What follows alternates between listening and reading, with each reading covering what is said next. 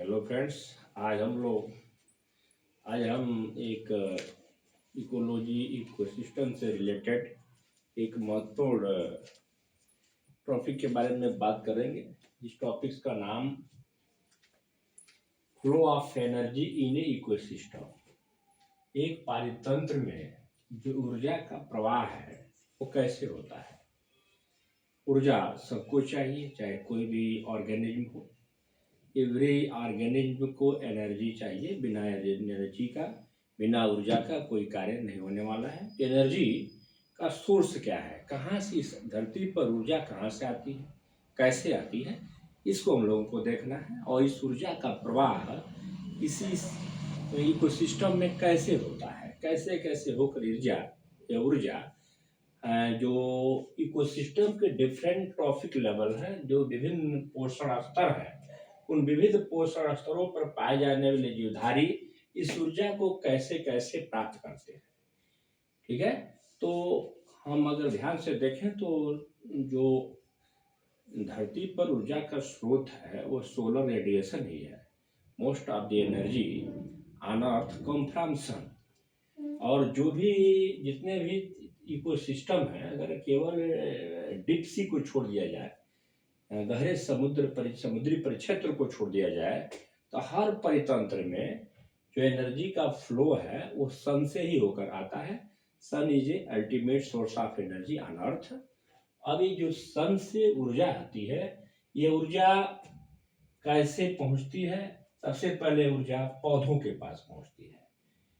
ठीक है, तो जो पौधे होते हैं वो क्या करते हैं कि इस ऊर्जा का, जो ऊर्जा अर्थ पे आता है सन से होकर रेडिएशंस के रूप में, इस ऊर्जा का 50% पौधे क्या करते हैं, यूटिलाइज करते हैं इन फोटोसिंथेसिस। और उसमें जो ग्रीन प्लांट होते हैं वह फोटोसिंथेसिस में 2 से 10% ऊर्जा का ही उपयोग करते हैं। बाकी जो एनर्जी है वो रिफ्लेक्ट होकर वापस चली जाती है। इस तरह से 2 से 10% एनर्जी का utilisation in the process of photosynthesis होता है, प्रकाश संश्लेषण में होता है। और प्रकाश संश्लेषण द्वारा जो पौधे हैं वो भोजन बनाते हैं।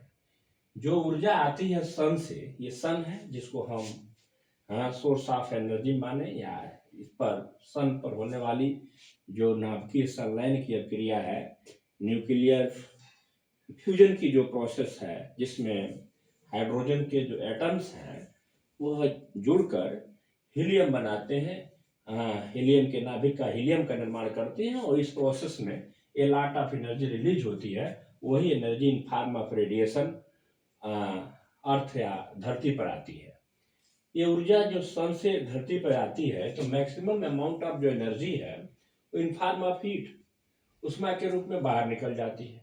उसका कुछ परसेंटेज कहाँ पहुँचता है, ये प्रोड्यूसर के पास पहुँचता है, ग्रीन प्लांट के पास पहुँचता है, इन हरे पौधों के पास पहुँचता है। और हरे पौधे इस प्रकाश ऊर्जा को पाकर प्रकाश संश्लेषण करते हैं। और प्रकाश संश्लेषण द्वारा ये पौधे भोजन भी बनाते हैं और साथ में ऑक्सीजन का उत्पादन भी करते हैं। इसीलिए इन ग्रीन प्लांट को हम प्रोड्यूसर कहते हैं। इनको हम फर्स्ट ट्रॉपिक लेवल, ये ऊर्जा के जो पहले इकोसिस्टम के फर्स्ट ट्रॉफिक लेवल पे इनको रखा गया, पोषण स्तर पर रखा गया है।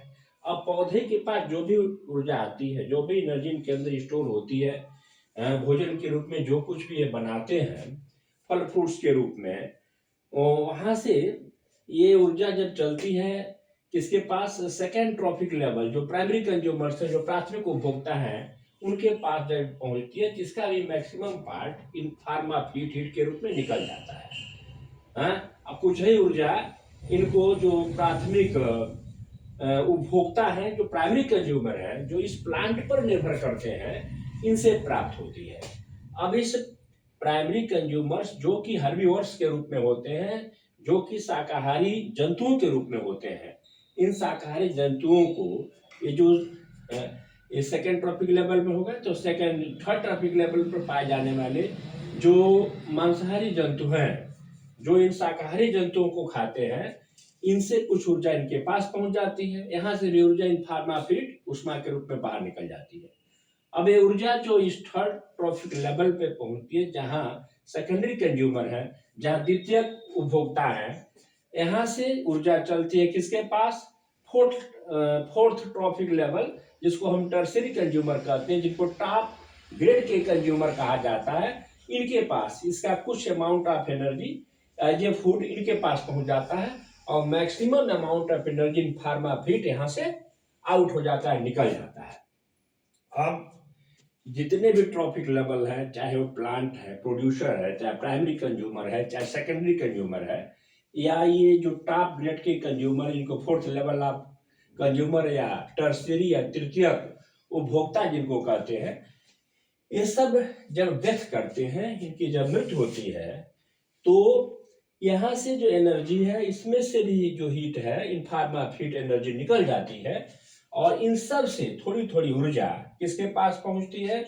ये जो डिकम्पोजर्स हैं, इनके पास पहुंचती है। माइक्रोब्स हैं, बैक्टीरिया हैं, फंगस हैं, जो इनके मरने के बाद इनके शरीर का अपघटन करते हैं, इनको मिनरलाइज करते हैं, इनको छोटे छोटे कंपोनेंट्स में तोड़ते हैं। ये जो थर्ड कंज्यूमर है, ये भी डिकम्पोज होता है।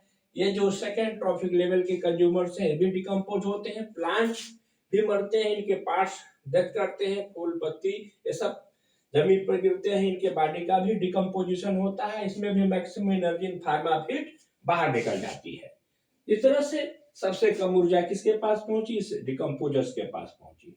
सबसे अधिक ऊर्जा किसके पास पहुंची? प्रोड्यूसर के पास पहुंची। प्रोड्यूसर से कम ऊर्जा किसके पास पहुंची? ये प्राइमरी कंज्यूमर से कम ऊर्जा किसके पास पहुंची? सेकेंडरी कंज्यूमर से कम ऊर्जा किसके पास पहुंची?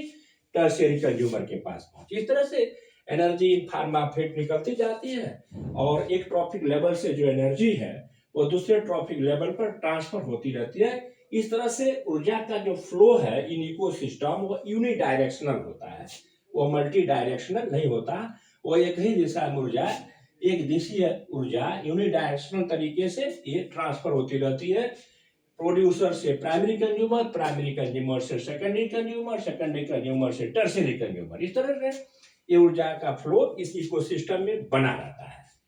अब हम आते हैं कि जो है जो प्लांट यहाँ जो है, ये ऊर्जा किस परसेंटेज से इसका ट्रांसफर होता है एक ट्रॉफिक लेवल से? जब ऊर्जा दूसरे ट्रॉफिक लेवल पर जाती है, तो इसका ट्रांसफर किस रेशियो से होता है? तो सबसे पहले इस संदर्भ में एक लॉ एक साइंटिस्ट द्वारा दिया गया, जिस साइंटिस्ट का नाम लिंडेमैन है। लिंडेमैन द्वारा एक नियम दिया गया, एक लॉ दिया गया, जिस लॉ को, जिस रूल को, जिस नियम को हम 10% लॉ कहते हैं। कई बार पूछा जाता है कि वो गेव दी 10% लॉ। तो याद रखिएगा, 10% लॉ देने वाला जो साइंटिस्ट है उसका नाम है लिंडेमैन। लिंडेमैन ने क्या बताया कि 10% energy is transferred to each trophic level. हर ट्रॉफिक लेवल पर 10% एनर्जी का ट्रांसफर होता है, और बाकी जो एनर्जी उन फार्मा फीड निकल जाती है। जैसे हम यहाँ एक एग्जांपल के तौर पे देख सकते हैं, ये प्रोड्यूसर है। प्रोड्यूसर के बाद अगर सन से चलकर 10,000 किलो कैलोरी ऊर्जा आती है, तो इसका 10% प्राइमरी कंज्यूमर के पास पहुंचता था। 1000 किलो कैलोरी एनर्जी किसके पास पहुंचा? प्राइमरी कंज्यूमर के पास पहुंचा। अब जब नेक्स्ट ट्रैफिक लेवल पे ट्रांसफर होगा, अर्थात सेकेंडरी कंज्यूमर्स के पास जब एनर्जी पहुंचेगी, तो 1000 का 10% अर्थात 100, तो 100 किलो कैलोरी एनर्जी इस सेकेंडरी कंज्यूमर के पास पहुंची। उसके बाद से अगर हम देखें टर्शियरी कंज्यूमर के पास, तो टर्शियरी कंज्यूमर के पास ये ऊर्जा 10 किलो कैलोरी पहुंची। इस तरह से हर ट्रैफिक लेवल से ऊर्जा का ट्रांसफर 10% के रूप में होता है। बाकी जो एनर्जी है इन फार्मा फीड या अन्य माध्यमों से बाहर निकल जाती है। इसको कहते हैं 10% लॉ। तो इस 10% लॉ के अकॉर्डिंग अगर देखें, तो सबसे मैक्सिमम अमाउंट ऑफ एनर्जी किसके पास होती है? प्रोड्यूसर के पास। उसके पास किसके पास पहुंचती है? प्राइमरी कंज्यूमर के पास। उसके बाद किसके पास पहुंचती है? सेकेंडरी कंज्यूमर के पास। उसके बाद टर्शियरी कंज्यूमर के पास। इस तरह से एनर्जी का फ्लो इकोसिस्टम में बना रहता है। इस लॉ को 10% लॉ कहते हैं, और 10% लॉ देने वाला जो साइंटिस्ट है उसका नाम है लिंडेमैन। इस तरह से एक परितंत्र के अंदर ऊर्जा का जो फ्लो है, जो प्रवाह है, वो सतत बना रहता है और यह फ्लो यूनिडायरेक्शनल तरीके से होता है। एक दिशा में एक दिशीय प्रवाह ऊर्जा का इस परितंत्र के अंदर बना रहता है। This is about energy flow in ecosystem. Thank you.